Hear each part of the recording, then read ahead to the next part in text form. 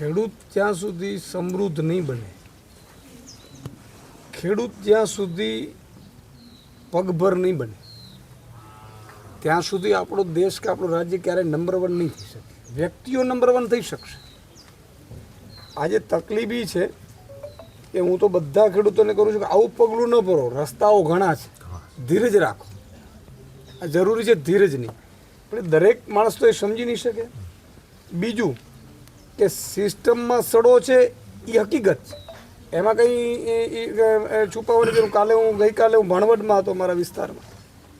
ત્યાં ખેડૂતે આપઘાત કર્યું છે. ત્યાં એનો દીકરો 11મા ધોરણમાં ભણે છે, કમાનાર કોઈ નથી, બા છે એકલા. આપણે બધા છીએ ને એ માનવતાના ધોરણ ઉપર ટકી રહેલો આ દેશ છે. ભારત દેશ છે આસ્થા અને ધર્મનો દેશ છે.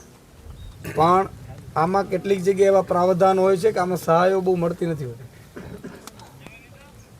એના માટે કાં તો સરકારે એક્સ્ટ્રા પોતાના મુખ્યમંત્રી રાહત નિધિ ફંડમાંથી ચાહે એટલું આપી શકે, બરાબર છે.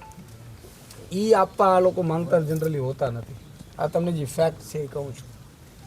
બીજું કે અમે તો દુઃખમાં સહભાગી થઈને હું તો એવું ઈચ્છું છું કે ચલો મારા નામે હું જાહેર કરું છું કે 51,000 રૂપિયા હું આ પરિવારને આપીશ, બરાબર છે. આપણે સૌ આગેવાનો કરી લઈએ. એમાં ક્યાં કોઈના બાપની પેલી છે સાડાબારી. જેને મદદ જ કરવી છે, જેને બીજાના માટે લડવું છે, બીજાના માટે મરવું જ છે, એને ક્યાં કોઈ સીમાડા નડે.